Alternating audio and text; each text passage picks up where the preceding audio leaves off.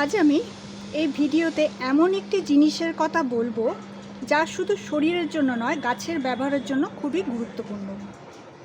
জিনিসটি কি তা জানার জন্য এবং কিভাবে তা গাছে ব্যবহার করলে অসাধারণ রেজাল্ট পাওয়া যায় তা আমি এই ভিডিওতে বলবো।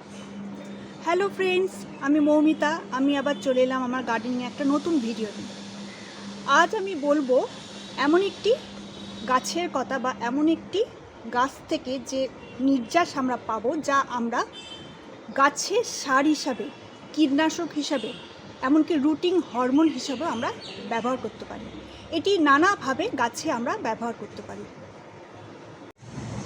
আমি যে বিশেষ গাছটির কথা এই ভিডিওতে বলবো তা হলো অ্যালোভেরা। অ্যালোভেরায় কী এমন জিনিস থাকে যার জন্য এটি গাছের জন্য খুবই উপকারী? অ্যালোভেরায় থাকে বিভিন্ন ধরনের এনজাইম, উপকারী এনজাইম, মাল্টিভিটামিন, সেই সঙ্গে থাকে অ্যামাইনো অ্যাসিড, আর থাকে স্যালিসিলিক অ্যাসিড।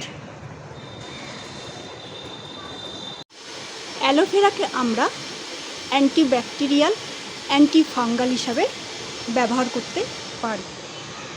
সেই সঙ্গে অ্যালোভেরাকে আমরা রুটিং হরমোন হিসাবে ব্যবহার করতে পারি। সার তৈরিতে, কীটনাশক তৈরিতে অ্যালোভেরা বাগানে ব্যবহার করতে পারি। এই একটি জিনিস একদিকে যেমন সার তৈরিতে কাজে লাগে, অপরদিকে তেমনি কীটনাশক তৈরিতেও ব্যবহৃত হয়। অর্থাৎ আমরা একটি গাছকে যদি, অ্যালোভেরা গাছকে যদি বাগানে রাখতে পারি, তাহলে তার নির্যাস থেকে আমরা বাগানে গাছের উপযোগী উৎকৃষ্ট সার যেমন তৈরি করতে পারবো, তেমনি তার থেকে আমরা কীটনাশকও তৈরি করতে পারবো। সুতরাং অ্যালোভেরা যে বিশেষ গুরুত্বপূর্ণ, গাছের ক্ষেত্রে বিশেষ গুরুত্বপূর্ণ, তা না বলে শেষ করা যাবে না। এই হলো অ্যালোভেরা গাছ। এটা আমরা সকলেই মোটামুটি চিনি। এই অ্যালোভেরা গাছকে প্রথমে আমি দেখাবো কিভাবে রুটিং হরমোন হিসাবে ব্যবহার করা যায়।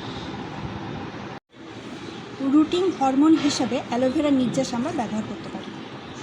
আমরা বিভিন্ন গাছের ডালকে অনেক সময় কেটে ফেলে দিই। সেই গাছের ডালগুলি কেটে ফেলে না দিয়ে আমরা অ্যালোভেরার নির্যাসকে ব্যবহার করে নতুন গাছ সৃষ্টি করতে পারি। এখানে অ্যালোভেরা এরকমভাবে কাটা ডালটি অ্যালোভেরার মধ্যে অ্যালোভেরা নির্যাস নিয়ে এভাবে আমি ভিজে বালিতে পুঁতে দেবো। আবার এখানে আমার একটা জবা গাছের ডাল কাটা আছে, এটাকেও আমি এই অ্যালোভেরার নির্যাস একটু নিয়ে এইভাবে যদি আমি গেঁথে দিই, ভিজে বালির মধ্যে যদি গেঁথে রাখি, তাহলে এর থেকে আবার নতুন, এই গাছ থেকে আবার, গাছের ডাল থেকে আবার নতুন শেকড় গজাবে এবং তা মাটিতে পুঁতে দিলে তার থেকে নতুন গাছ সৃষ্টি হবে। এইভাবে আমরা অ্যালোভেরার নির্যাসকে ব্যবহার করে আমরা নতুন গাছ সৃষ্টি করতে পারি। এবার আমি দেখাবো গাছের সার হিসাবে আমরা কিভাবে অ্যালোভেরাকে ইউজ করতে পারবো। এছাড়া অ্যালোভেরার নির্যাসকে যদি গাছে যদি স্প্রে করা হয়, জলের সাথে মিশিয়ে পাতলা করে নিয়ে যদি গাছে স্প্রে করা হয়, সারা গাছের ডালপালায় স্প্রে করা হয়, তাহলে এর মধ্যে যে মাল্টিভিটামিন থাকে, সেই মাল্টিভিটামিন থাকার জন্য গাছে প্রচুর ডালপালা তৈরি হয়, গাছ ঝাঁকড়া হয় এবং গাছে প্রচুর পরিমাণে কুঁড়ি ফুল আসে।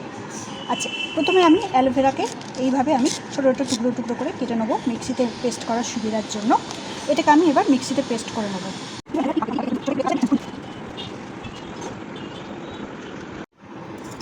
এভাবে হলুদটা আমি ভালো করে মিশিয়ে নেবো, নির্যাসটার সাথে ভালো করে মিশিয়ে নেবো। এবার আমি এটা একটু বেশি পরিমাণ জলের সাথে, মোটামুটি এখানে আমার এই পাত্রতে মোটামুটি আমার প্রায় 2.5 লিটার মতো জল আছে। সেই 2.5 লিটার জলের সাথে আমি এই নির্যাসটা ভালো করে মিশিয়ে নেব। একসাথে হলুদ এবং অ্যালোভেরার নির্যাস মিশিয়ে আমি এইটা যে কোনো গাছে আমি প্রয়োগ করতে পারি। যে গাছে ফুল আসেনি, কুঁড়ি আসেনি, ফুল হচ্ছে না, সেই গাছে আমরা এইটি ব্যবহার করলে কুঁড়ি আসবে, তার থেকে ভালো ফুল হবে, ফুলের সাইজ বড় হবে। যে গাছে আমরা এই নির্যাসটা স্প্রে করব, সেখানে এটা হচ্ছে কীটনাশকেরও কাজ করবে, যার থেকে সমস্ত ধরনের মিলিবাগ, পিঁপড়ে, যে কোনো ধরনের পোকা, শামুক, গাছের মাটিতে শামুক, সেসবগুলো এই তরলটা যদি প্রয়োগ করা হয় গাছে বা গাছের মাটিতে যদি প্রয়োগ করা হয় তা আমরা নির্মূল করতে পারবো। এবার এটাকে এই তরলটা আমি 200 থেকে 250 ml মাঝারি সাইজের টবে আমি প্রয়োগ করব। টবের মাটিতে আমি প্রয়োগ করব। তার ফলে দেখুন আমি এটা 15 দিন অন্তর এটা মোটামুটি ইউজ করি বলে আমার গাছে কত সুন্দর ফুল এসছে, গাছ কুঁড়িতে ভরে গেছে, পুরো গাছের সুন্দর ফুল এবং কুঁড়িতে ভরে গেছে। আপনারাও এটা প্রয়োগ করুন, আমি গ্যারেন্টি দিয়ে বলতে পারি যে এর থেকে আপনারা ভালো রেজাল্ট পাবেন। এবার আমি দেখাবো কীভাবে কীটনাশক হিসাবে এটা ব্যবহার করা যায়। একভাবে ব্যবহার আমি বলে দিচ্ছি, যেটা হলো এই যে জলটা এটাকে আপনারা ছেঁকে স্প্রে বোতলে সমস্ত গাছে স্প্রে করে দেবেন। আরেকটি অন্যভাবে আপনারা কীটনাশক হিসাবে ব্যবহার করতে এটি পারেন, সেটা আমি দেখাবো। এখানে আমি অ্যালোভেরাকে টুকরো টুকরো করে নিয়েছি, তার সাথে আমি 4-5টা লঙ্কা নিয়েছি এবং চার কোয়া মতো রসুন নিয়েছি। এই তিনটে জিনিসকে আমি একসাথে পেস্ট করে নেবো, মিক্সিতে পেস্ট করে নেবো। পেস্ট করে সেই পেস্টটিকে আমি পাতলা করে জলের সাথে মিশিয়ে নেবো এবং ছেঁকে আমি গাছে স্প্রে যদি করি তাহলে এটা দারুণ ভালো একটা কীটনাশকের কাজ করবে। গাছের সমস্ত পোকামাকড়, ব্যাগ, তারপরে মিলিবাগ, পিঁপড়ে, শামুক সমস্তই এর দ্বারা দূর হবে। এটা বর্ষাকালে ব্যবহারের জন্য এটা হচ্ছে খুবই গুরুত্বপূর্ণ একটি কীটনাশক। তো বন্ধুরা এখানে আছে এই পেস্টটা আপনারা দেখতে পাচ্ছেন, এটা হচ্ছে রসুন, লঙ্কা এবং অ্যালোভেরার একসাথে নিয়ে আমি পেস্টটা করেছি। এইটা এত ঘন আমরা ইউজ করব না, এটি জলের সঙ্গে মিশিয়ে খুবই পাতলা করে নেব এবং সেই পাতলা তরলটি সেটা আমি প্রথমে ছেঁকে নেব, যাতে স্প্রে বোতলের মুখে আটকে না যায়, তার জন্য আমাকে ছেঁকে নিতে হবে। ছেঁকে আমি এটা গাছে ইউজ করব। এবার আমি এটাকে ছেঁকে নিয়ে গাছে প্রয়োগের উপযুক্ত করে তুলেছি। এটা এবার আমি যেখানে নয়নতারা গাছ আছে এটা আমি স্প্রে করে দেবো, সমস্ত গাছটা আমি স্প্রে করে দেবো এইভাবে।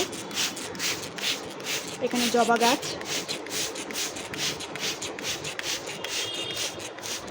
এইভাবে স্প্রে করলে এই তরলটি যদি এইভাবে আমি স্প্রে করি, এইটা একদিকে যেমন কীটনাশকের কাজ করবে, তেমনি অ্যালোভেরার মধ্যে যে মাল্টিভিটামিন আছে তা থাকার জন্য এটা হচ্ছে গাছের গ্রোথকে ত্বরান্বিত করবে, গাছের নতুন ডালপালা গজাতে সাহায্য করবে এবং গাছকে সুস্থ ও সবল রাখবে। বর্ষাকালে ব্যবহারের জন্য এই অ্যালোভেরা নির্যাস বা অ্যালোভেরা হচ্ছে খুবই উপকারী এবং খুবই গুরুত্বপূর্ণ একটি গাছ। এইভাবে আমরা গাছে যদি আমরা ব্যবহার করতে পারি, অ্যালোভেরাকে এইভাবে যদি আমরা গাছে ব্যবহার করতে পারি, তাহলে গাছকে আমরা সুস্থ সবল রাখবো। কীটনাশক হিসাবে যদি ব্যবহার করতে পারি তাহলে গাছের পোকামাকড় সমস্ত দূর করতে পারবো এবং গাছে প্রচুর আমরা কুঁড়ি ও ফুল পাবো। এই অ্যালোভেরা নির্যাসকে আমরা বিভিন্নভাবে ব্যবহার করে সঠিকের ব্যবহার পদ্ধতি জানতে পুরো ভিডিওটি আপনারা দেখবেন এবং আমার পাশে থাকবেন, লাইক এবং কমেন্ট করে আমার পাশে থাকবেন। ধন্যবাদ।